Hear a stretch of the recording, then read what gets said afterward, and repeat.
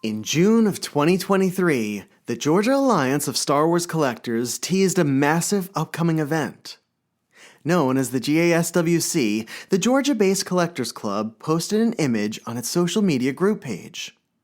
The image was of the door of a building you'd find on Tatooine, in the Mos Eisley spaceport. The words, "Rogue Fun is coming," were spray-painted in yellow and blue on the door. And the image was accompanied by the message, "Rogue Fun is coming.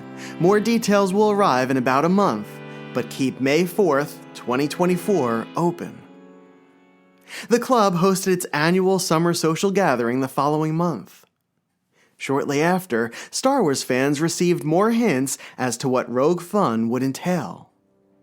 Against a summer-tinged pink and purple background with yellow highlights, the first Rogue Fun logo appeared. It echoed the Rogue One movie logo, but instead of the words "A Star Wars Story" underneath it, the text read, "A GASWC Weekend." And curious collectors finally had an idea of what was awaiting them in May of 2024.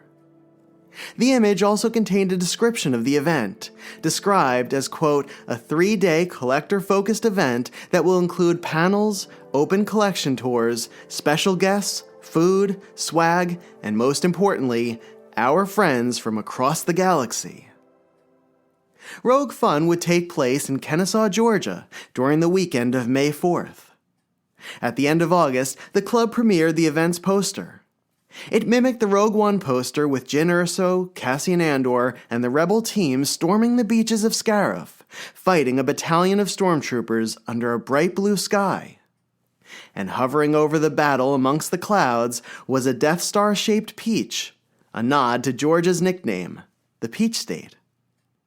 The trio behind the event were GASWC members Jason Wilsuko, Narayan Naik, and Glenn Williams.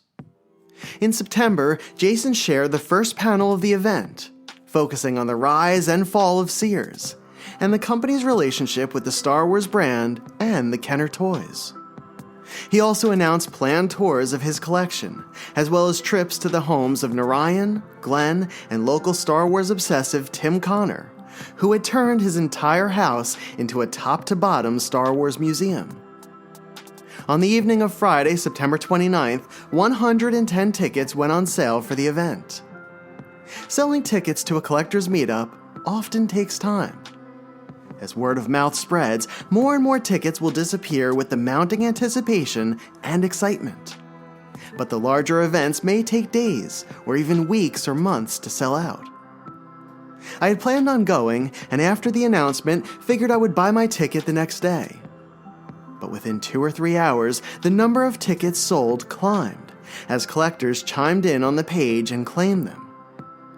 Before I went to sleep that night, I purchased my pass for Rogue Fun, and I'm so thankful I did. By hour number 4 after the release, all 110 tickets were sold out. And the waitlist for tickets stretched 20 or 30 names long by the morning. Rogue Fun was officially a must-attend gathering. Whether it was the fact that the Georgia crew were hosting a collector's meetup in a year in which there was no Star Wars Celebration convention, or the chance to be together in a warmer climate during the spring enticed collectors from all over the country to sign up for this inaugural event, the collectors had spoken. And they wanted to be in Georgia that spring. And by the time May the 4th, 2024 arrived, Rogue Fun would become one of the best Star Wars-themed meetups of all time. This is the story of that life-changing, unforgettable weekend in Kennesaw, Georgia. This is what it was like to take over an entire hotel for a long weekend, with 200 other Star Wars fans and collectors. This is a collection of memories, panels, conversations, and moments that will certainly make you want to attend the next event. This is part 1, the beginning of Rogue Fun. And this is Star Wars, Prototypes and Production.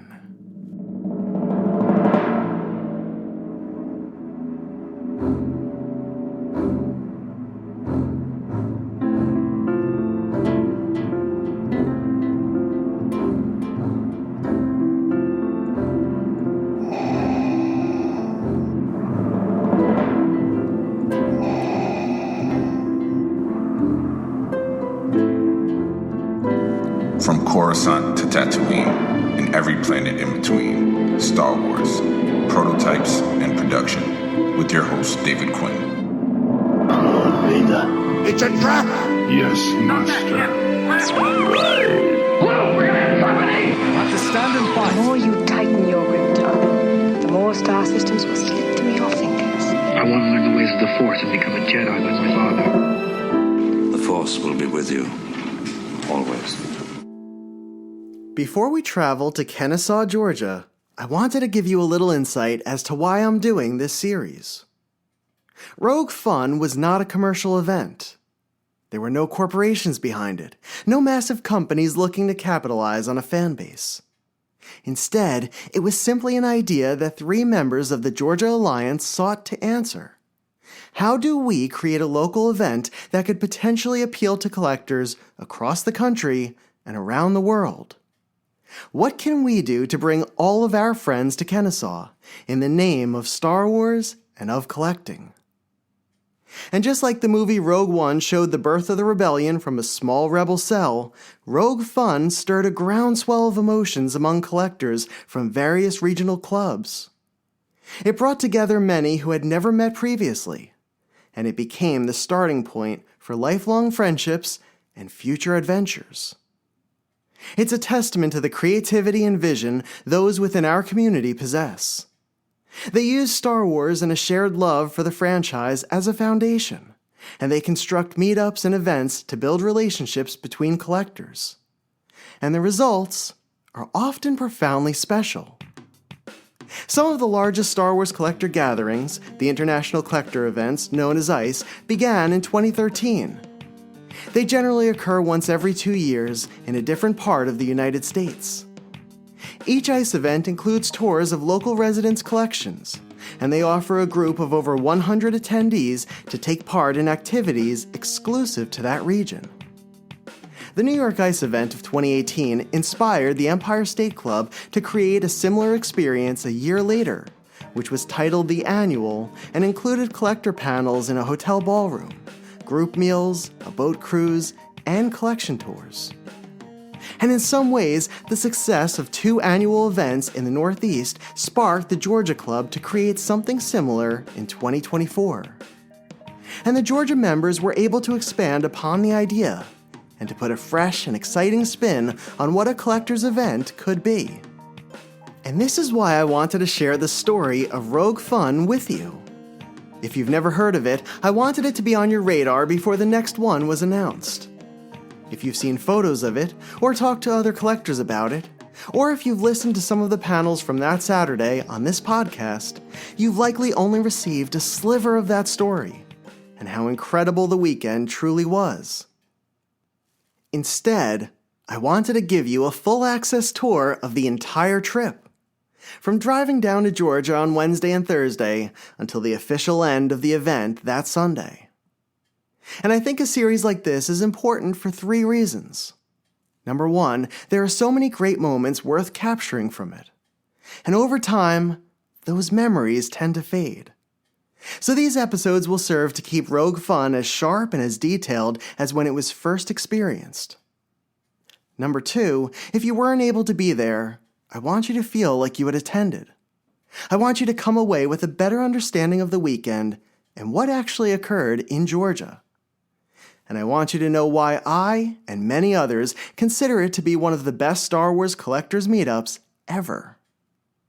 And number 3, I want you to want to be at the next event. Many of the wonderful moments I've experienced as a collector came from a friend suggesting I join them. And often, the ones I took a chance on and attended were some of the all-time highlights. With Rogue Fun, 200 collectors took part in that weekend. And when you have that many serious and passionate and creative members of the community in one location, the possibilities for greatness are endless. So that's a little of the magic of an event like Rogue Fun. We have a 2-day trek ahead of us, so if you'll take the ride with me, I'll give you more of an overview of the weekend during our drive. So let's return to the spring of 2024 at the beginning of the Rogue Fun trip.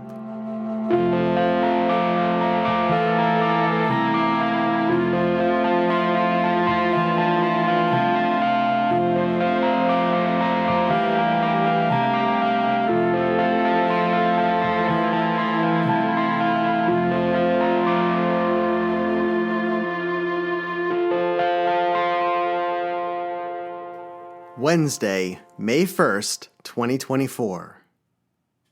In the days leading up to the trip, I had tried to prepare myself mentally for what I expected would be a long and arduous drive. I figured the first day on the road would be the toughest, as I would be in the car for 8 or 9 hours. The second day would be shorter, at 6. But Wednesday's ride to Virginia couldn't have been better. For the amount of time I spent driving, the day went so quickly. I spoke with different family members along the way, and I was able to catch up with friends as I drove through New Jersey, Pennsylvania, and Virginia. Driving for long stretches can make me tired. You know the feeling where you're struggling to keep your eyes open, and so you turn up the music and open the windows. Really, anything to jolt you back to being wide awake and focused again. Anything that will help you to get to your destination. But I didn't feel tired at all. I felt excited. But if I'm being completely honest, I felt some anxiety about the week ahead. From speaking to Jason, Glenn, and Orion, I knew how much work and time went into crafting Rogue Fun. But would everyone attending fully buy into it? Would Rogue Fun truly be a weekend we experience together as a group? Or would it merely serve as a meeting spot, only to have collectors splinter into smaller circles? During one part of the ride, I spoke with a dear friend, Kyle Rose, for about an hour. And that conversation impacted the next few days in a way I've never experienced. Our friends often give us the perspective we lack. Their words become a larger mirror to show us how they see us, who we are and who we can be, and the effect we can have on others. And what he said to me opened my eyes. He reminded me that we have the ability to connect with people in meaningful ways, and a collector's trip affords us those moments. He encouraged me to step out of my comfort zone and lean into those connections, to make each moment matter. And he said that the excitement and kindness I showed toward others would have a positive effect, and maybe a lasting effect, on how they remembered the weekend. And all of that made sense. My time at these meetups have been profoundly marked by the interactions I had with collectors. In the weeks and months after each ended, I was constantly reminded of the funny and connective moments, and they blazed a fire within me that stayed lit until the next meetup or event. And so the goal became to pay that kindness forward. My physiology changed. I saw the hours and days ahead of me in a completely different light. It empowered me, not to focus inwardly, but to go into the event with a determination to uplift others, to make the most meaningful connections possible. And I wanted to do what my friend did for me, and to be a mirror to others, to show each person how special they were, and how thankful I was to spend the weekend with them. That conversation changed my entire outlook on the weekend. And while Kyle couldn't be with us in person, his words stayed with me, ringing in my ears each day and reminding me how fortunate I was to experience an event like this. I was ready for Rogue Fun to begin.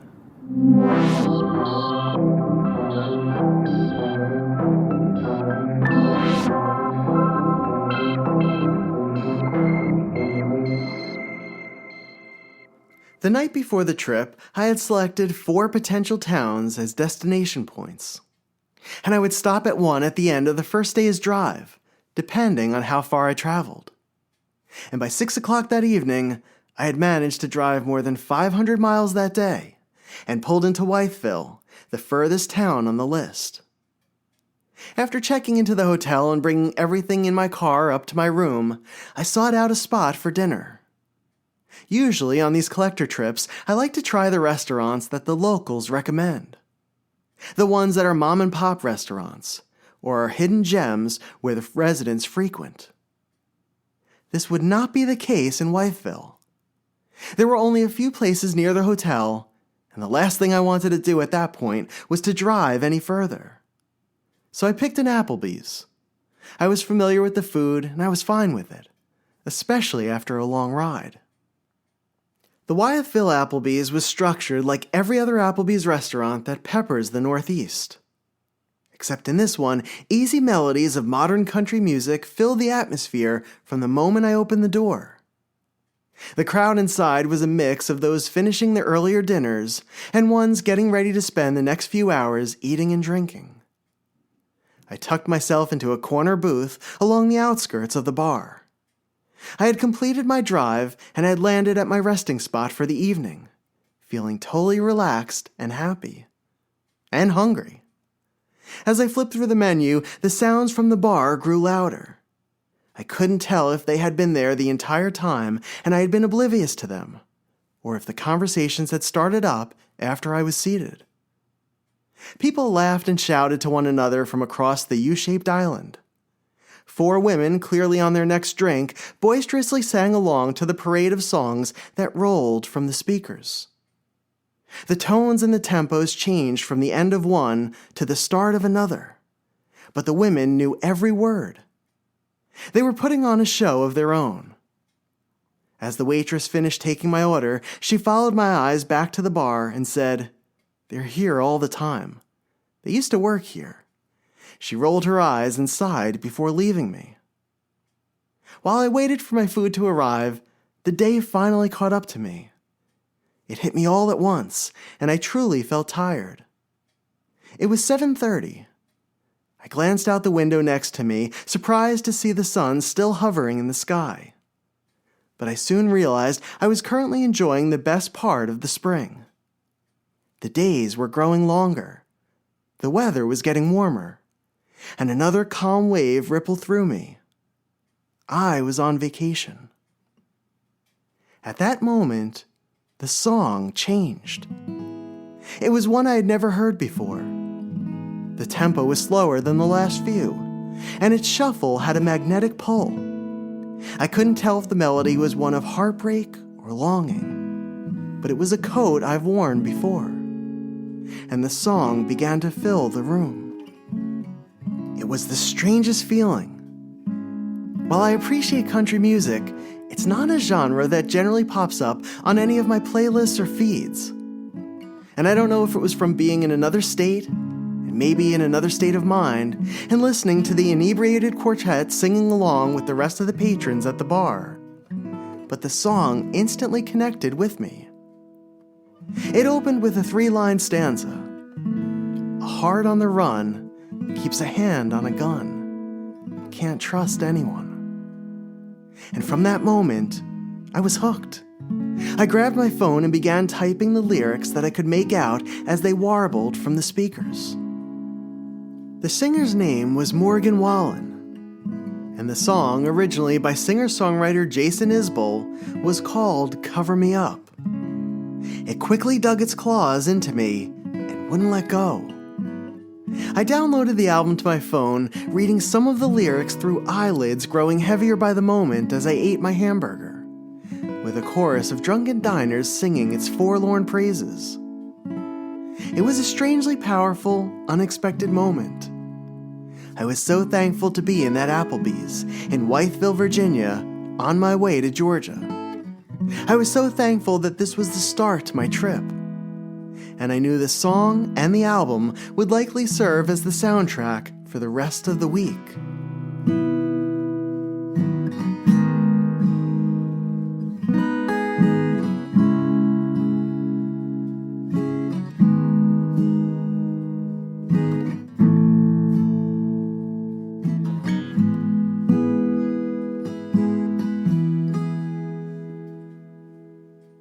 Once I was back in my room, cleaned up and in pajamas, I propped my phone against my angled knees as I lay in bed, and prepared to watch the finale of the animated Star Wars series The Bad Batch, which premiered that evening.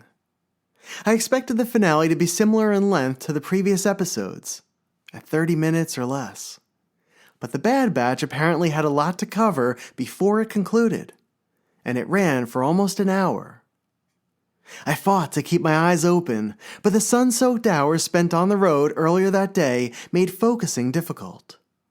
Still, I pushed myself to finish it. After all, I knew that it would likely be a conversation topic among collectors for the weekend. and once I arrived in Georgia, the chances of staying spoiler-free would be nearly impossible. By the time this final scene faded and the end credits rolled, I had crossed the line from being tired to being overtired.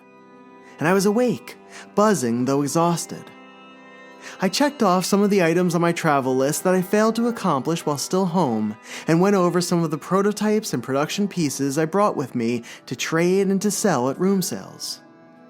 Having accomplished a few menial tasks, my mind relaxed enough to be tired again, and I finally drifted off to sleep, ready to continue the drive in the morning.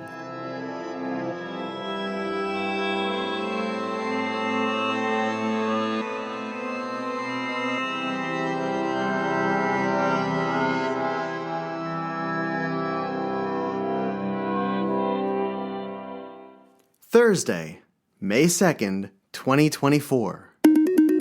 My alarm went off at 6 a.m., and I woke up from what had been a deep and restful sleep. Pulling back the curtains, the orange-tinted light bled into the formerly darkened room. I showered, packed the rest of my belongings, and shuttled my luggage, prototypes and all, down to my car. The air was crisp, and the weather was already warmer than I'd expected. Unlike yesterday, I felt mission-minded, as I knew I had to be somewhere by 3 o'clock that afternoon. And with a planned lunch stop, I knew I'd be cutting it close. In the days before leaving for Georgia, I had decided to submit some loose and carded Star Wars figures to the grading company Action Figure Authority, known to collectors as AFA.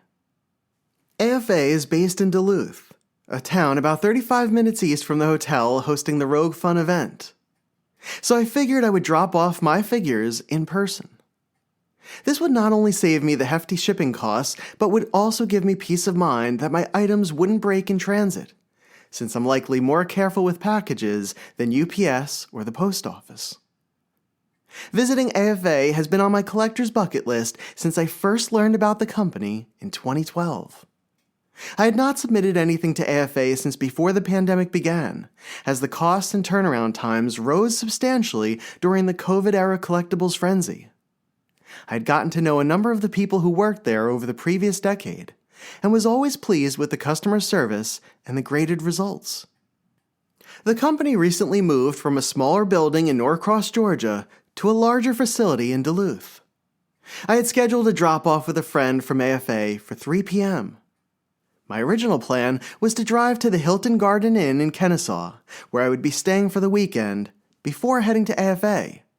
But I figured out I'd save an hour by traveling to AFA first. And with the car packed, the GPS set, and the clock ticking, I began the second half of my trip on I-81, heading to Georgia.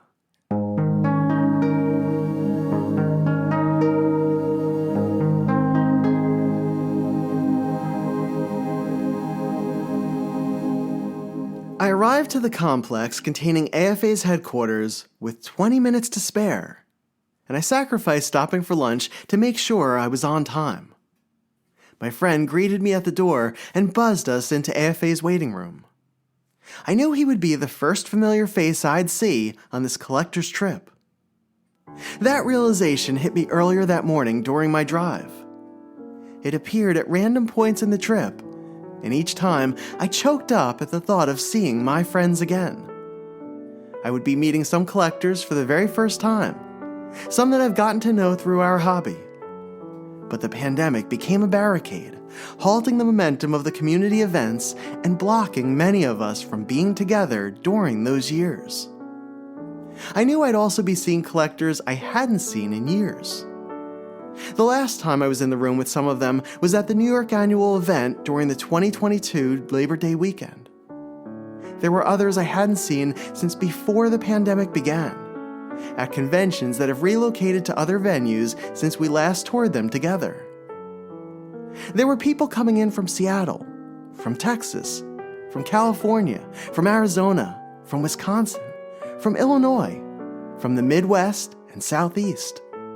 There would be the ones I see more often, from the tri-state area, from Washington, D.C., and from some of the regions closer to where I lived. And there were those awaiting all of us from the Southeast, ready to welcome collectors to their home state. And my friend from AFA was one of them. He appeared slightly older, more confident from when I first met him, but with the same Zen-like attitude that made conversations with him memorable. He was in a healthy place in life, in a relationship with a girl from our community who many of us know and love. And I was thankful to hear they were building a life together and that he had found his niche in our hobby. We discussed the events of the weekend and which parts of the event he'd be able to attend. In a way, it felt like arriving back to college a few days early and excitedly anticipating the coming semester with a floor mate. If the previous night's Applebee's dinner kicked off the trip, the time spent in the AFA waiting room with my friend was the unofficial start to Rogue Fun. And being in that waiting room was a reminder of how far I traveled on my collecting journey as well. When I began submitting figures for grading in 2012, I didn't know any other collectors. It was something I did in isolation, because I loved the figures from my childhood and appreciated the grading and authenticating process. But I longed to find others who shared a similar passion for Star Wars and for collecting. It truly seemed like an abstract idea, that a community of like-minded individuals existed, but I had hoped to find them someday, just to speak to them about a hobby that captivated each of us. But I couldn't imagine where my interest would take me.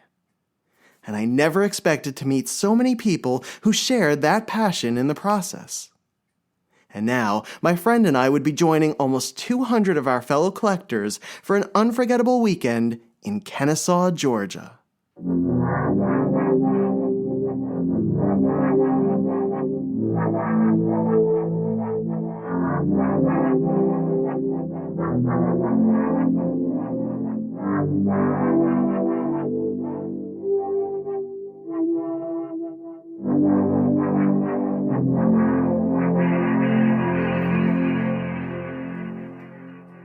At this point, it was 4 o'clock.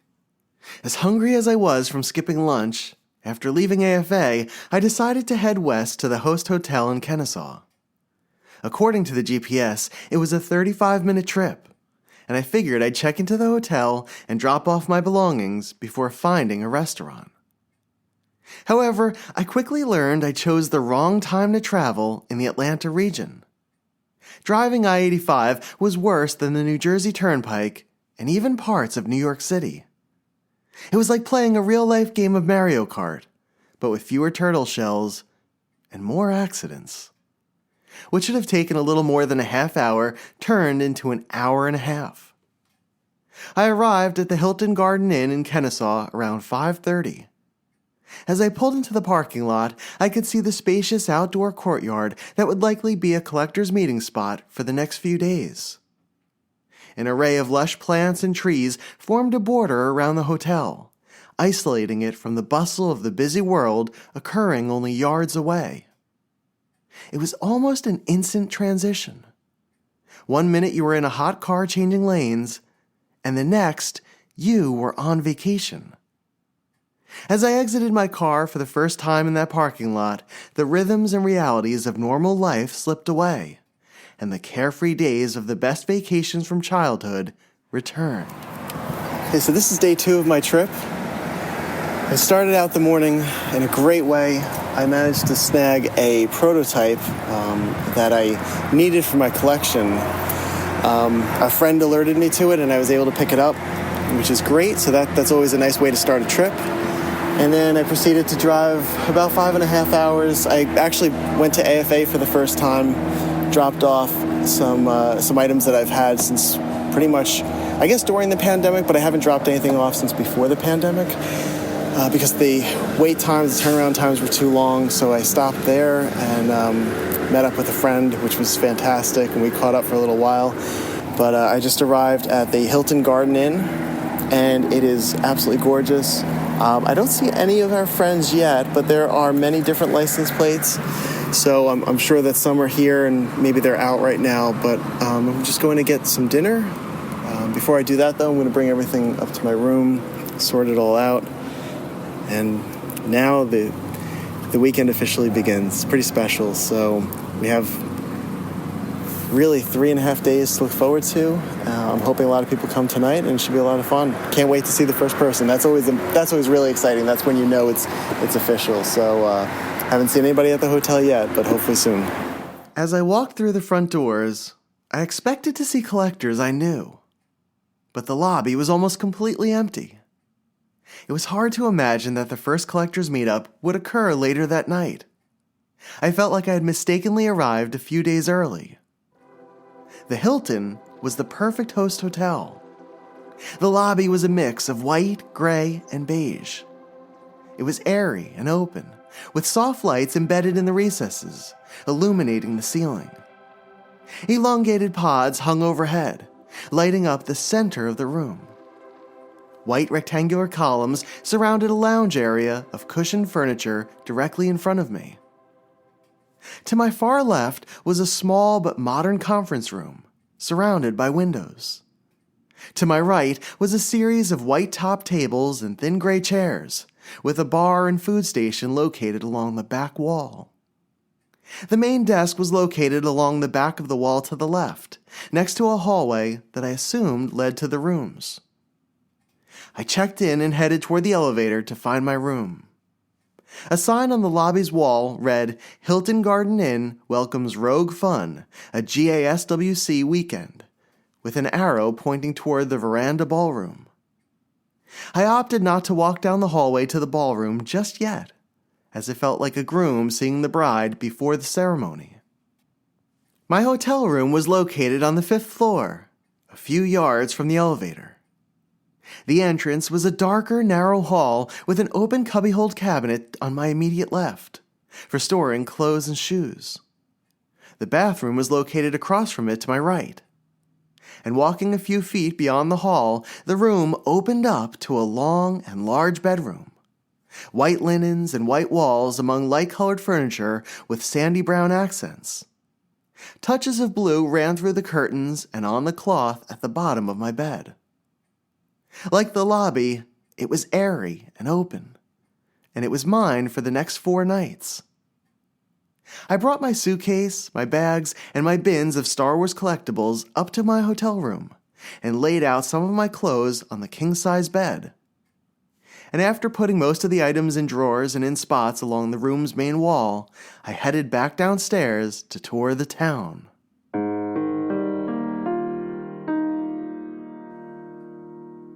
During a collector trip, one of the first things I like to do is to run to a local grocery store and to pick up some food items for the room, especially if I'm going to be in one location for a few days. I drove across the street from the hotel to a large shopping plaza. The Kennesaw area was a perfect one. It had all of the stores and restaurants a person could want, and they were essentially in walking distance. At the same time, the area around the hotel was quiet and was surrounded by trees and foliage in such a way that it felt like a private resort. I headed into the grocery chain Aldi's and picked up some avocados, some naan bread, and some bottles of water. I had been obsessed with these simple sandwiches that consisted of half an avocado, the naan, and a little salt, and I wanted to make sure I had them with me while I was in Georgia. They're light but filling, and they're delicious. I started calling them Baby Yodas because they looked like the little green Grogu wrapped in a beige robe. After stocking up on food, I returned to a busier hotel lobby, one that featured a number of familiar faces. Toronto's Toby Black, Ohio's Joel Slater, and Georgia's own Tony Johnson were seated around one of the rectangular white tables. And the sight of a carded 12-back figure signaled the collector's weekend had officially begun for me in that moment. Okay, so it's literally 6:30. We're here for maybe 45 minutes, and we already have the first deal of the day done. And I feel like we're back at FonzCon because I'm hanging out with 2 gentlemen who were there. So, gentlemen.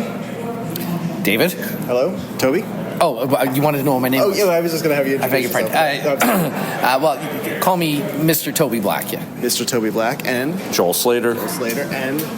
Tony Johnson. I was not at FonzCon. No, he wasn't. But now it feels like you're Only in spirit. only in spirit. Absolutely, like Obi-Wan. It's like no time has passed since we've seen Tony. I'm still hungover from Foxconn. So what did you wind up purchasing, and who did you get it from? Well, still not a purchase yet. Or a deal.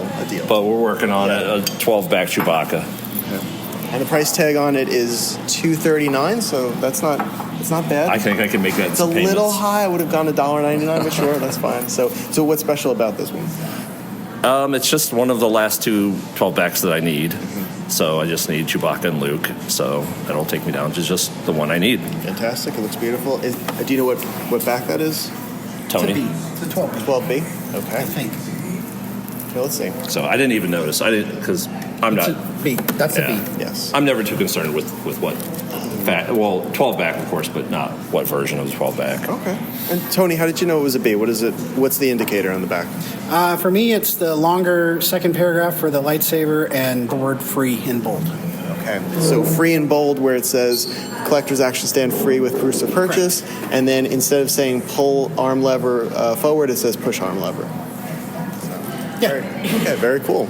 All right, so David, what do you after? You know what? No one ever asks you questions. What are you after this weekend? What do you want to find? You want Ahsoka prototypes and all that other good. What you're always Clone after. Wars Black Series. You got it? Yeah. So I picked up a piece from my collection this morning online, which was good. So I kind of a deal before I got here. Still counts. Still counts. Yep. But yeah, I'm looking. So we have a number of modern Star Wars prototype collectors who will be coming into to the hotel and to the area. Ah, nice. And so yeah, so You're not here at a chance. You got brought some stuff. You got irons in the wheel fire. deal. Yeah. And yeah, hopefully. Good. So Nice. You never know what'll turn up at a place like this. Is there anything that you are looking for? Canadian crap. I got a Jawa focus going on, and I think I've started a cloud car pilot focus. I know you don't brag about those sorts of things, but I actually have a cloud car pilot focus. I don't know. You said clown car pilot focus? Yeah. Did I? It sounded like it. It's been long. I'd love another one. Yeah, please. Thank you. I got a cloud car pilot focus. I don't know. It's the browns and the oranges. I like it. It looks like an old 70s basement. I feel the same. I have an affinity for the cloud car pilot. Okay, yeah, all right, cool. And it was also like, no one got excited about the figure, but when you look at it, it's a pretty good sculpt. Mm-hmm. Came with two accessories. I don't know. I'm liking it.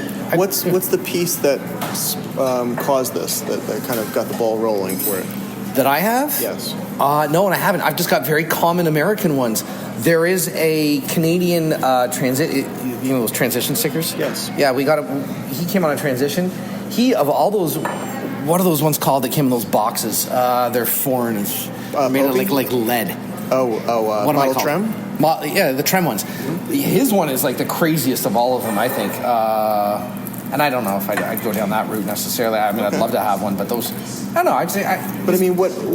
So it wasn't a particular item that you. No, it's the color scheme, and sometimes that works. You know what I mean with people when it comes to like what's your figure? Mm-hmm. Biker Scout, his green really punches against the white or whatever. For me, it's the very 70s rec room kind of color of the Cloud Car Pilot. Okay, so Canadian stuff. Canadian stuff, Cloud Car Pilots, Jawas. Yeah, I think I'd be happy. Oh, you know what else? I want to get a couple Power of the Force, graded loose Power of the Force. I'd be down with just like figures. Okay. We didn't have them in Canada. We had no Power of the Force whatsoever. The line. I might have some with me. Is that right? Yeah, we'll all right, cool. I might. I have to check. All right. Cool. Yeah. Any one in particular? Is there something that you'd like to take? No, that's the fun part about it. I have two, so so you can go. I'm real open. Yeah. Okay. Yeah. All right. I think I was going to bring them, and I don't know if I did, because I was like, I don't know if anyone would want any Power of the Force loose stuff. You're staying in the hotel. Yes. Yeah, of course. That's why you're here. We're on the 4th floor. Are we close? No, we're on the 2nd floor. Are we close to you? No, I'm on 5. You're up on the 5th. Yeah. All right. But no, but we'll have later on. You got it. Yeah. Cool. We'll have now, are you here till Sunday? Here till Monday. Here till Monday. Very nice. Good. Joel, what are you looking for? Well, of course, adding a 12-back would be awesome. My friend has a 12-back Chewbacca that might be interested in. Nice. Besides that, I don't know. Not really much. Just a lot of times it's just whatever catches my eye. Okay. So I'm not really big into prototypes, but I'm never against getting into prototypes. Just haven't really found what I might be looking for. Mm-hmm. They're fun because it's really competitive and it's very expensive. So two great things going. Yeah, just exactly what you need to get into. Okay, all right. I was saying this about Joel earlier. This is actually, I mean this. This is a good characteristic to have. Joel will also sometimes, I've seen this, I speak on behalf of you. You'll go to a toy show, and he can pick up sometimes a $10 or a $15 item, and it just makes him totally happy that he got it. I think that's awesome. You know, what's the last 10 or $15 here's a real nice piece that goes against exactly what I just said, but like it's cool. I've seen them sometimes, you know, get the odd figure or something. I can't remember where we were. We were in Xenia or something once, and like Xenia, I bought 900 tables, and you bought like a couple loose figures. I bought an Ugnaught with a faded brown smock for $10, and that's all I left with. Mm-hmm. At least on the Friday. Okay. I'd like to be a little bit more that guy. That's a good characteristic to have. Yeah, that's always kind of fun. I did that recently. I picked up a Chewbacca with faded limbs, a different color. Like the body is different from the limbs, and or I should say the body's different from the arms and different from the legs as well. Oh, nice. So it's kind of a strange one. And so it's not that green thing that either is or isn't real. It's an actual. Well, I mean, the green one is just discoloration, but his discoloration happened on different fronts. Yeah, like the arms are a different color than the legs, which is a different color than the body. Torso. So I've never seen one like that, and it just looks kind of cool. So I think I brought it with me, so I'll Chewbacca was the very first figure to get teeth, like with painted teeth. Really? Well, yeah, if you think about it. What was Boba Fett? Say that again? No. All right, cool. Nice, yeah. Okay, so Tony, what are you looking for? What would you like to get? I don't know. I'm kind of keeping an open mind. I mean, I'm doing looking for loose last 17 figures. I decided to complete that. I also have loose fashion. He just picked up last 17, and I was going to bring them, but I decided not to. Okay, nice. And which one is this one? It's Barada. I love the Barada figure. It was one of the ones that I got I got the Dungeon playset, and it came with 3 of the Power of the Force figures, but they weren't listed as Power of the Force figures. They were listed under the Return of the Jedi logo, and so I had no idea that Power of the Force ever existed. And I just that's how you found out. Nice. Yeah. Okay, so is there a specific one you'd like besides Barada? Pretty much any of them. I mean, I have like 4 or 5. Okay, right so now. You're in the same boat as Tony then. Yeah. Nice. Someone hit me with them. Would you be happy with, say, a Luke Stormtrooper? Yeah. Okay. All right, cool. Well, a fool would be unhappy. Do you know his little pea head? Do you know your lightsabers on those? I get so lost with the right lightsaber for the pop-up R2 versus the droids one. I do. I do have a pop-up R2, so I don't have to worry about that. I got you. It's similar. Doesn't Brazil have a different lightsaber? So the Glass Lead one, which from Brazil is a lighter green. It's a noticeably lighter green, and then your Power of the Force R2 with pop-up saber, that has sort of like a mid-range green, a standard green, and then your droids one is darker. Gotcha. Okay. Is this safe to say the darker green one is always going to be droids? Yes. Yeah. Right. I mean, I believe so. Everything that I've ever seen. Yeah. Right. Yeah. Okay. Here's a good one. How do you know if a Ben Kenobi figure is Lily Letty? Because it says Lily Letty on the forehead. Oh, okay, cool. Well, that's the obvious one. No, is it the beard? No, it's his finger on the hilt. You know, like the little hole that the lightsaber comes in. Yeah. If I'm not mistaken, the finger like hangs over a little bit. Okay, whereas the other one is curled. Yeah. It's just before the end of the light hole, the saber hole, the shaft hole. Okay. Yeah. No idea. You'll edit that anyway. Yeah. But no, I think that is actually a legitimate thing. That a Lily Letty Ben Kenobi, that's how you tell the finger tip hangs over top of where the lightsaber would come. Okay, yeah, that makes sense. Yeah, clean as I can make that. I could also be completely wrong, but I think that's an actual. So then, would it be essentially a slightly different sculpt? I guess so. Maybe. Yeah. Yeah, it might be. Yeah. I spoke with the guys for a while, and it felt like I was back at one of the ICE events, or at one of the larger collecting meetups like the New York Annual.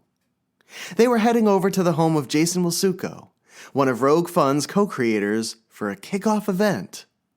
Titled Rogue One Under the Stars, Jason was hosting a meetup in his backyard, where those who arrived early for the Rogue Fun would be able to hang out and catch up with other collectors. And in sticking with the theme, Jason would be projecting the Rogue One film onto a large screen later that evening. I knew that if I went to Jason's with the guys, that I probably wouldn't eat, I'd spend most of my time chatting with everyone, which is what I tend to do. But since I skipped lunch to make my AFA appointment, I was too hungry. So I decided to run to a nearby restaurant, grab a hearty dinner, and then head back to the room to shower and then stop by Jason's. There was something really special about seeing a small group of friends before the true festivities began. These meetups never feel real until you're surrounded by those you know and who share the same love of collecting as you. You can daydream about what the event will be like in the days leading up to it. You can try to imagine it. You can plan for it. But it doesn't completely click until you're there and your friends are in front of you. It was probably close to 7:30 at that point. With the mid-spring days staying lighter later, it felt much earlier than it was. I found a local pub in Kennesaw called Marlowe's Tavern and picked out a corner booth. For a Thursday night, it was pretty crowded and had what I assumed was an office party dinner in the larger open room. Due to the crowds, my meal took longer than expected. The waiter brought me a grilled chicken sandwich that I devoured before he had a chance to return with a small cup of barbecue sauce for my fries. I sat in the dimly lit space watching people hovering around the bar and talking from their tables. Having had a taste of what awaited me that weekend only an hour earlier in the lobby, I used that dinner to unwind from the 7-hour drive, from the madness of the Atlanta area traffic, and from everything that it took to get me to my destination, as well as into that booth that evening. Before I paid the bill, I had decided I would skip going to Jason's for Rogue One Under the Stars. I didn't know how long the event would last and figured it would be done by 10 p.m. And I still had to go back to my room and shower.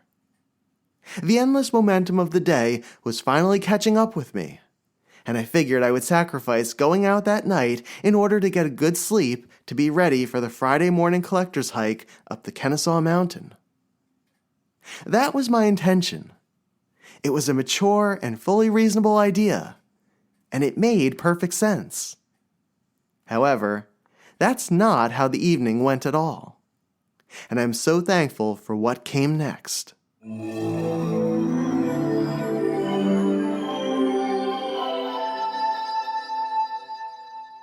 The sun finally had set.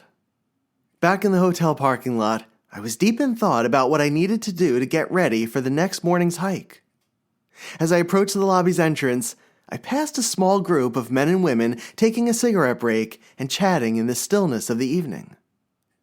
I didn't recognize them, and the walkway was too dimly lit to see the details of their faces. But they recognized me. One of the guys stopped me and said my name. It was Brandon Vise, a modern Star Wars prototype collector from Arizona, and the creator of the Prototype Archives webpage.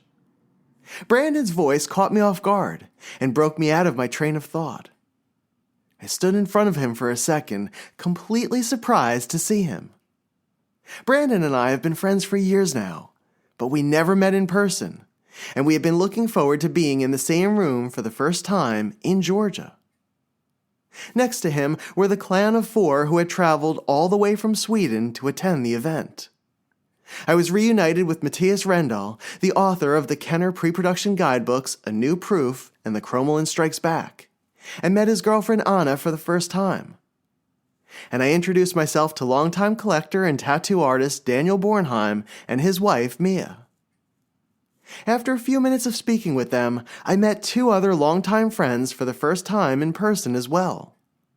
Arizona-based collectors Paul Konatsky and Don Henderson walked through the entrance doors of the lobby to meet up with Brandon. The Arizona guys and the Swedes were heading over to Jason's house for Rogue One Under the Stars. However tired I was feeling after dinner completely disappeared after speaking to my friends, and I was recharged and ready to continue this evening with them. I told them I'd meet them at Jason's and ran up to my room to clean up and to get changed. It's 9:30. It's been a whirlwind of a day, but I feel like it's actually just starting. So I was coming back to the hotel room just to kind of clean up and get stuff done after I ate dinner, and I ran into Brandon Vise and Matthias Rendell and a whole group of people standing outside talking. I was in my own little world, and they stopped me, and it was the best surprise. And then Paul Konatsky and Don Henderson came out to join them. So they're heading over to Jason's, and I just decided, okay, I'm going to throw a sweatshirt on and head out as well, too. So, and it just hit me. It hit me that I'm going on a hike tomorrow. It hit me that I'm probably going to be seeing people. I'm meeting Jason Wasuko for the first time tonight because I'm going to his house. I'm probably going to see Narayan and Glenn again. And I honestly don't even know who's going to be over there. But I'm glad to know that a lot of people are going over. And what seemed to be in my mind is maybe an earlier night to get a good sleep and get ready for the weekend went out the window pretty quickly. So let's see where this goes.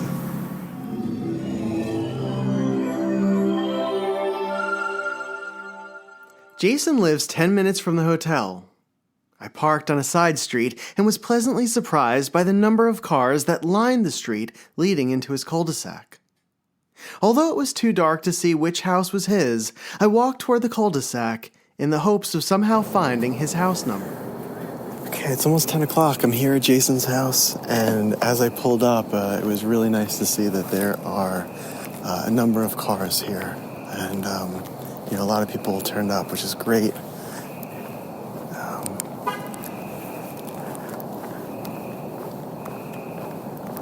It's quiet here.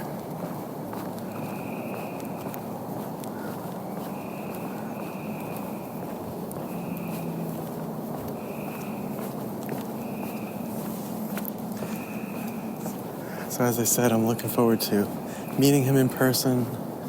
I have no idea who I'm going to see, and I'm just so excited. I forgot they're watching Rogue One. Jason's driveway is lit up. I can hear the movie.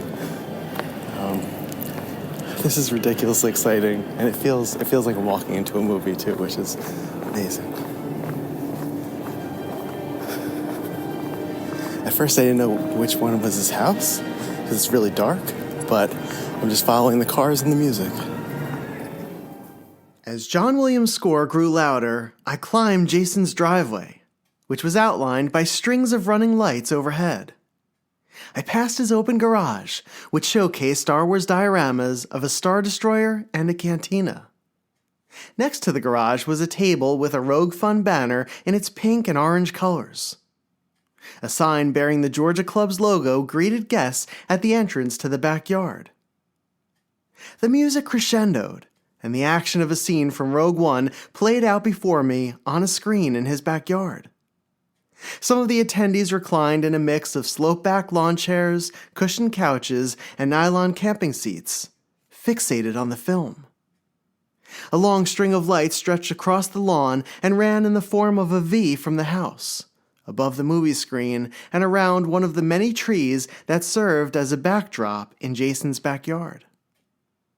Behind the audience of movie viewers was a table with cups, ice, and various alcoholic beverages. Grey Goose bottles sat next to 6-packs of Budweiser, and a wide plastic container held single cans of Truly, Stella, Blue Moon, and other drinks Jason and the attendees provided for the evening. I stepped onto the deck and was greeted by Thomas and Michael Stewart, two longtime collectors from the West Coast and members of the Seattle Sarlacc Collectors Club. After 4 years of knowing Jason, I finally had the chance to meet him in person and to speak with him face to face. Glenn Williams also saw me and ran over to give me a huge hug. Recounting moments like this are always a bit blurry, but I was able to speak to so many collectors, to reunite with longtime friends, to meet some like Jason for the first time in person, and to make new friends while standing on his patio. Jason took me inside for a personal tour of his collection room. I've seen images of it many times over the years, as he has recorded his portion of the Smuggler's Galaxy podcast with Glenn from the location, with rows of carded figures as his backdrop. But to be able to see it in person was incredibly impressive. It began with a display of his 1990s Star Wars Micro Machines run. Stepping into the collection room was overwhelming. Stacks of carded figures lined the walls and were perched on hangers on store-like end caps on various locations on the floor. A massive X-Wing fighter floated from the ceiling, hanging from nearly invisible fishing lines. A green Episode 1 Pepsi display bearing the face of the lovable Jar Jar Binks rested in a corner, under a Boba Fett helmet and behind a stack of organized vehicles and playsets from the vintage collection. A huge Solo poster bearing the name Chewie was mounted over a gray plush couch, which was home to an R2-D2-shaped pillow. Against the back wall were two brightly lit glass cabinets. The one on the right brandished a Star Wars shelf talker with the iconic silver racetrack logo. It featured the Kenner figures on a clear acrylic staircase stand, along with some loose vehicles and some of the smaller playsets, like Jabba the Hutt. One shelf contained carded figures from Star Wars and Return of the Jedi, with a Luke Jedi figure in the center. Along the bottom shelf was a Dagobah playset, the Kellerman collector book, and some of the lunch boxes and birthday party decorations from that era. The case on the left was my favorite. The top three shelves highlighted the Micro Machines line and contained pre-production and prototype examples. The spotlight piece was a hand-painted hard copy of the Emperor's Royal Guard helmet that unfolded to reveal the interior of the Emperor's throne room from Return of the Jedi. Jason had created a placard for each item, a museum-like note card that explained what each prototype was and its significance. As someone who loves the history and the process behind the toys, I really enjoyed reading each one. In a display like Jason's, the placards are incredibly helpful in teaching others about the pieces and why they're worth collecting. On the fourth shelf was a run of the Black Series Han Solo figure from The Force Awakens. The run featured one of the earliest pieces in the process to surface, a green-bodied Han, and moving left, one could see the evolution of the figure to the final production version. Jason also had original artwork from the Micro Machines line, as well as first-shot prototypes for the recent Micro Galaxy ships from Jazzwares. Taking a personal tour of Jason's collection was like visiting a friend's house as a child for the first time. He spoke with such passion, and was happy to answer any question I had. We admired his prototypes together, laughed together over some of the more fun pieces in his collection, and swapped collecting stories along the way. As I listened to him, I was at once thankful we were finally in the same room together. I was also proud of him, that he had dreamt up a weekend that would cause our friends from different areas of the world to meet up in Kennesaw. And together, we were seeing the buds of his efforts begin to bloom.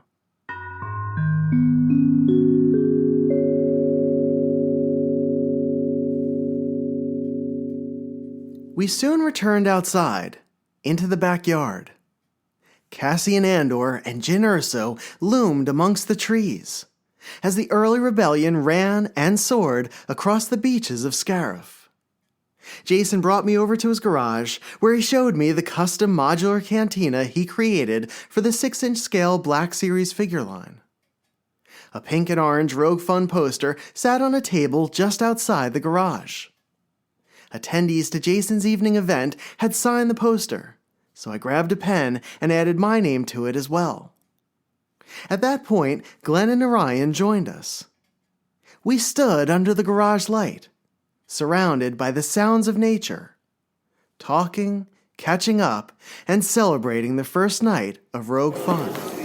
It is the witching hour. It is 11:47, and I am standing here with two of the coolest guys in the community, Glenn Williams and Jason Wasuko. Finally. So, Jason, so far, has this surpassed your expectations for what you were planning and expecting? Yes, it's been a great night. I've met a lot of new people for the first time, and to meet them at my place, it's been very convenient for me. But it's disarming. It's great to see them and to meet them and for them to see what I'm all about with my collecting, which is great. A lot of people, they didn't know who I was, because I'm kind of new in the community. So for them to come into my place, see my room, and check things out, it's been pretty special.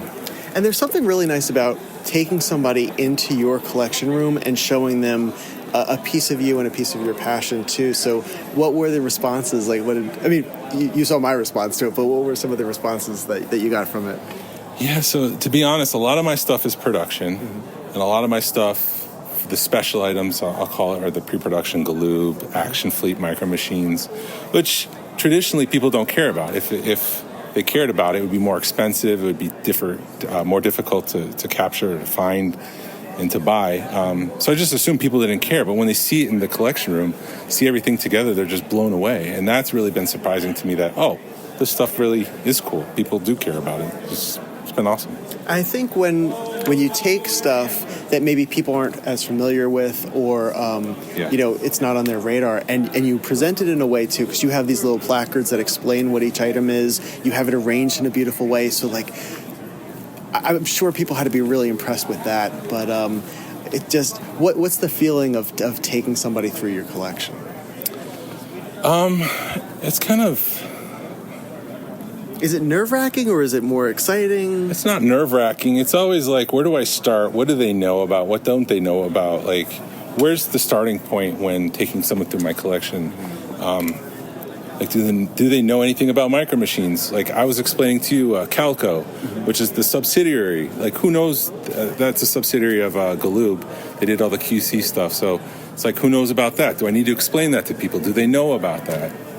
But that's the kind of stuff that we collectors love, to see somebody's collection and then to learn new things that we didn't know before. I'll never forget that now because you took me through that. But that's great. And as far as the turnout, you have people hanging out in the backyard, and you said to me earlier that that this was kind of a different experience for you. Yeah. So whenever we do this, it's usually just the family, 5 of us. We've got a popcorn machine. We've got s'mores. It's not my first rodeo. I've done this before. The only thing that's really been weird is the DVD player stopped working. Stopped audio in the middle, which is kind of disappointing because I run a professional outfit here, so I don't know what's going on. I'm embarrassed. But to have this many people here, we expected 35. My wife said at one point she counted 45. Wow. Which is just mind-blowing. The movie ended about an hour and a half ago. People are still hanging out, chilling, talking, drinking, having fun. Like, it's great. I didn't think when I did this that it would be like an international collectors event. It's just like people come on over, watch a movie. This has turned into like an international collector's You have event. people from Canada, from Sweden, from many different states. It's a big turnout. Yes. Glenn, were you as surprised as Jason was for the turnout for tonight and how everything went? It is shocking when you talk to somebody that's from Sweden and are like, oh, yeah, we're only spending like 5 days in Atlanta, and this is why we're here. Yeah. So it was definitely eye-opening. We got people from Canada. We had five or six people come down from Canada. Yes. So, yeah, it definitely is. It's shocking the amount of people that showed up. And I think it's a testament to what you guys have done. And we now have Narayan joining us as well. Hello, Narayan. Hey, what's going on? So we were just talking about a little event called Rogue Fun that is happening. I don't know if you're... What is that? Yeah, you should come. I think you'd enjoy it. But you're right. Like, Glenn, you were saying, like, the turnout is really incredible. And I think it's a testament to what you guys have done, where you've given everyone a reason to come together, and from places, again, like Sweden, and from Canada, and from Arizona, and from all these different locations. Yeah. And people came willingly and excitedly. What's the thing you're most looking forward to this weekend? Probably, I'm looking forward to Tim Effler's presentation, and then probably room sales. Okay. Because you keep talking it up, and I'm waiting to see. You're building my expectations for room sales. I'm just saying, there's stuff already in the rooms right now that are pretty good, and yeah. I dug deep and I brought some pretty good stuff too. Yeah. So, Narayan, what are you looking forward to the most? I'm looking just forward to hanging out. Stuff like tonight is like, this is what I live for. Goodbye, just to see you guys. All right, boys. We'll see you all and catch up. In a relaxed setting. Yeah. That's, to me, if the whole weekend was just like this, it'd be totally fine. If we had no panel, this is nice nothing. For you because you're not planning anything right now. This is just True, but it'll be like this tomorrow night too. Yeah. So, because you know what, it's like I'm not worried. It's the details are details, but people just hanging out, having fun, being Just having a good time. Just having a good time. That's all it's all about. It's rogue fun. And really, that's what you guys brought for the first. Because for me, when I came in, like it was just Glenn saw me and came bounding down the stairs, and we just gave me a huge bear hug, and just getting like I felt like I was just kind of hugging people all night and just laughing and talking and just patting people on the back and just saying I can't believe like we're all here. So that I want to continue with that. Yeah. That everyone is just able to make it, and it's kind of a dream come true for the club. So and you guys are doing it absolutely right too. I mean, there is a true buzz. I was talking to a friend today who said he couldn't sleep, again last night. Like he's just so excited. And I talked to another friend who he said that he's been counting down the days for weeks. So, and it's here. Right. I can't believe it. So, what are you most looking forward to? I'm looking forward to room sales because I've heard the stories of like the celebration room sales where people brought out proof cards and stuff, and it sounds like from what you're promoting is that there's a lot here. I hope I'm right, but I'm just saying, people I've talked to, I mean, there's stuff showing up. Maybe there'll be real room sales after room sale-ioki. Yes. Maybe. If people are sober enough and able to stand. I don't know, man. It's midnight and people are still partying, dude. Midnight, and I don't think it's going to end anytime soon. That's a good sign. Yeah. I think it's a good sign for the weekend. No, it absolutely, and just the pure joy, and the connection of people being here and just getting to meet everybody is definitely the best part. You guys all said that when we had our discussion a few weeks ago, but you guys are absolutely right. Like just being in this location, having this beautiful weather too. Yeah. Standing. Are we we're in the forest of Endor? Is that how this feels like it? Pretty cool. Yeah, I do. I had a surreal moment tonight because I looked up and like my wife is talking to you and Gus Lopez, and I'm like, holy smokes! It's just like speaker right now. Boom! Like this is the kind of world that we're living in right now. Yes. Where it's like where it's just like there's my wife with Gus Lopez and you guys, and he's showing you guys pictures of his trips, and I'm just like it's like that's the world you're living in, where my wife can talk to like this really awesome collector, a staple in the community, and it's just like it's nothing. And I think that's another big thing too that I'm seeing here is there aren't cliques. Like there are people who are catching up because they haven't seen one another, but everybody is completely open. And I see this when we have like the different club events or group events or whatever. But if you're a collector out there and you have never been to a meetup, like go. People will talk to you. Jason, just the fact that you opened your house tonight like this, I mean, this is the most welcoming, and I feel like I'm at a family reunion. And I know, I think I said that to you guys when we were talking, but it really does. And so it's just nice. Do you think you'll sleep tonight? No, but I need to. I need to sleep fast because we got a lot to do tomorrow. Absolutely. And we're going on. I think I'm the most excited for the hike. Like out of anybody in the world right now. I keep talking about the hike because I love it. Here, Matthias is going on this hike. Is he going to sober up? You're going to have to ask him that. It's not water. You're going to have to ask Chris G about Matthias and his scheduling for celebration. Yes. So how they schedule his collecting track panels. I don't know if it'll be interesting to see who makes it tomorrow. Right. That's at noon. So someone's saying they're going to come and actually making it. That's two different things. Yeah.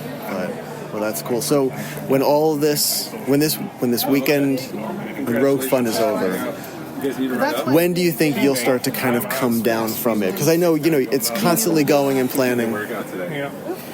I don't know. I've still got a few days vacation after that, so I'm glad I did that. So, but we'll see. I mean, heck, I hope it's, an energizing weekend.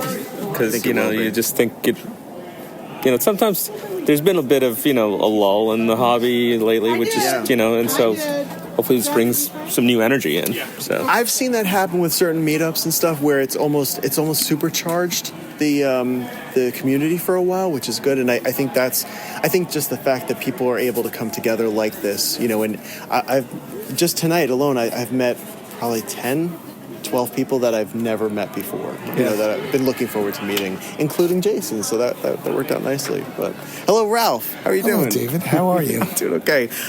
Did you enjoy your first night at Rogue Fun? Yeah, it was great. Seeing a bunch of friends, meeting some new friends. It's been really good. Was there anybody in particular that you met tonight that you hadn't known in the past? Not really. I've pretty much... There are a couple of people I haven't met yet that I want to meet. I just don't know who they are, and we'll eventually get together and be like, hey, how you doing? Yeah, you'll find yourself in a conversation with them, and not even, just a random... There's a couple of people point. came up to me and like, oh, you're Ralph DeZoza. And I'm like, yeah, but I don't know who you are. Sorry. I think they've seen your Stormtrooper car. That's what. Yeah. That's probably it. Yeah. I'm sorry. That makes you realize how big an impact you have on the community when people are like, hey, Ralph, or hey, Glenn, or hey, David, and you're like, I have no clue who you are. So it's like, it blows your mind how big of an impact you have. Especially at Celebration when you have people coming up to you swagger like, Ralph, Narayan, and you're like, how do you know me? Right. No, it's a wonderful feeling. Right. What are you most excited about for the weekend? Spending time with friends. Pretty good answer. Yeah. I was going to say more specifically, but I can't argue that. But okay, let's take that out for a second because we're all looking forward to hanging out. Like, what activity or what moment are you most excited to explore? I'm looking forward to the panels. I'm looking forward to go back to Narayan's, being here tonight. So everything. Yeah, everything. I'm easy. I can't argue with you on that because every moment of this is just going to be fantastic. Yeah, it really is. Exactly. It has the feeling. What you guys are putting together has the feeling of something that is very special before it even started. And I think tonight is just kind of a nod that you guys are in the right direction. Yeah. So very awesome. Very nice. Thank you. Yeah, well, cool. All right. So I guess this is it for now. And then tomorrow we start with the hike. So we'll see all of you there for the hike. Yeah, sure. Not me. Bright and early. and then we're going to your house, Narayan. So how far along are you in the planning for your house? Oh, I just got started. What? Okay. There's something in my house? Oh, yeah, no, let me tell you. So there's about 150 people coming over tomorrow, so get ready for it. Yeah. Oh, Narayan just cursed. Yes. Yay, Narayan just cursed. Mandy. No, come on in. So... I knew it was probably from something. What are you most looking forward to this weekend? Folks, I'm on my way out. I'll see you tomorrow. Okay. Meeting all the new people that I've never met before. And yeah. What are you most looking for? This is Dave Brott. Dave Brott, what are you looking for? Dave Brott, Cincinnati, Ohio. Mostly looking forward to hanging out with friends and getting all Narayan's cool swag. Are you going on the hike tomorrow? And I'm in on it too. I plan to, but we'll see how the sleeping goes. It's super early. It's going to be noon. So I noon? Oh, God. I don't know if I could get up at the crack of noon. We'll see. Yeah. All right. Joel Slater, what are you looking forward to? Well, we already talked earlier, and at this point, I don't know. I'm just going to see what the weekend brings for me. Okay, will you be up for the hike? No. Okay. I was honest. No, Toby, not doing the hike. I'm with Joel. We've been doing Angel Dust since like 2 o'clock this afternoon. So we're gonna go back to the hotel. A little bit of heroin, nothing too heavy, and just call it a night. Right. Your average Star Wars collector. No, and that's a good way of doing it, right? Yeah. Okay. Jokes, people. Jokes. well, jokes for Joel, but we got to do this ascension here. Okay. Yes. Mount Wasoko, here we go. Yeah, nice and easy. We got this. Okay. Yeah. Wish you guys all the best. You have a lovely sleep. Looking Dave go? You got this.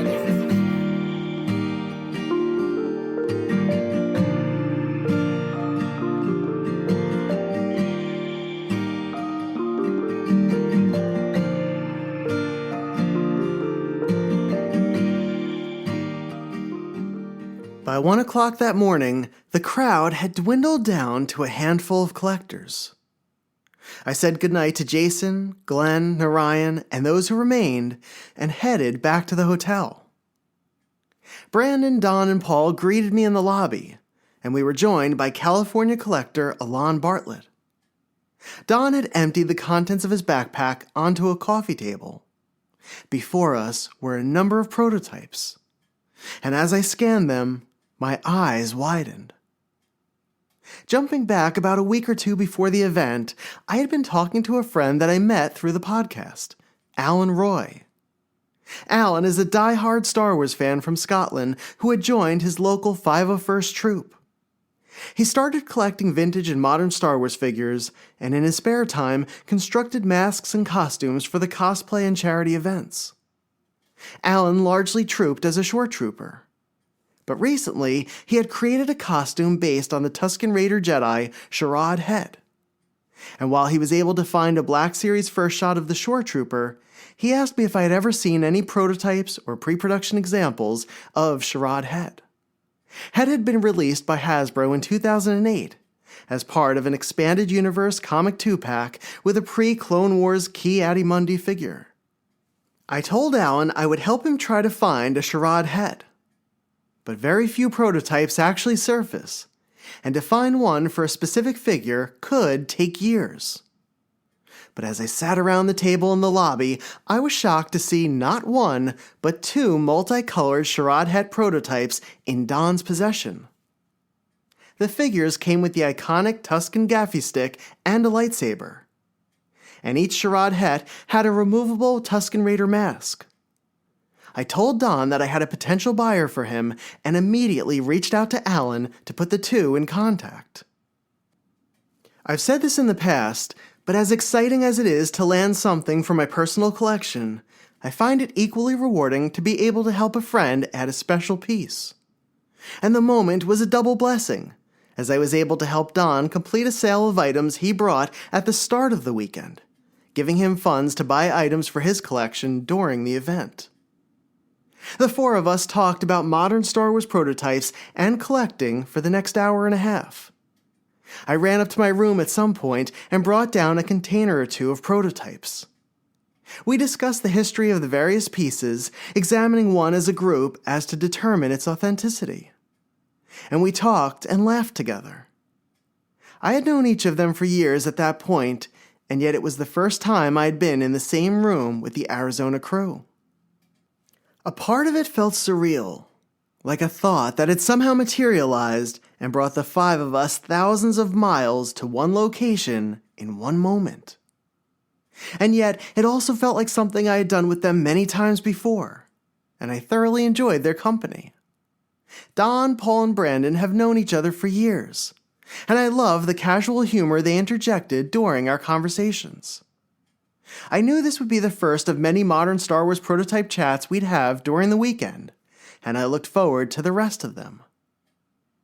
Finally, realizing we all needed to get at least a few hours of sleep, the five of us said goodnight and headed to our respective rooms, putting a cap on what had been a memorable first night in Georgia. Okay, it is now officially Friday morning, although still hanging out from Thursday night. I went to Jason Wasuko's house, and it was fantastic. It was a really, really great time. A lot of people showed up, and we just got to really kind of catch up, and I don't know, it just felt very special. Afterwards, we came back here, and a handful of the modern prototype collectors and I just sat downstairs, and, we just talked, and we shared a few items, and took a look at some prototypes and stuff. And it is now 2:30 in the morning. I was not expecting to stay up this late, but we're just having a really good time. So it was me, Brandon Weiss, Don Henderson, Paul Konotsky, Alon Bartlett, and I think that was it. But we had a really nice time, really great conversations talking about, the different prototypes, ones that exist, ones that we're hunting, and then, getting to look at a few and kind of, talking over some pieces that either, we knew what they were, or we were trying to figure out what they were. It was a lot of fun. So I'm just cleaning up my room now, getting everything put away that I've had out, and I am going to bed. So night one has been a total success. I said to Jason and Shannon tonight that if this were to end right now and Rogue Fun wasn't able to happen tomorrow or this weekend, that what we had tonight and today would have been enough. And that was even before coming back and hanging out with the modern Star Wars prototype guys too, and that really added to it. But it's nice when the first night is such a success that you don't really need anything else. And so everything else now is a bonus. It's a welcome bonus. And so I think I'll get a good sleep after a long drive today and hanging out and getting to see everybody. But this has already exceeded my wildest expectations, and I'm looking forward to tomorrow, to Saturday, and Sunday. So I'll be reporting more from the event as it goes on, but I had to share this before I went to bed. So if what I'm saying resonates with you, and you want to come out to an event and to a meetup, I know I always say this, but take that risk, take that chance, come out, get to know people. There's some really great collectors and great people in the hobby, and we're blessed to have a community that is as just welcoming to everybody. I mean, I saw it tonight. People that had never met before, all of a sudden connected and wound up talking, for a half hour. And it just, you see that, and it's all different types of collectors and all different interests. And man, I wouldn't trade this for the world right now. So looking forward to the rest of Rogue Fun.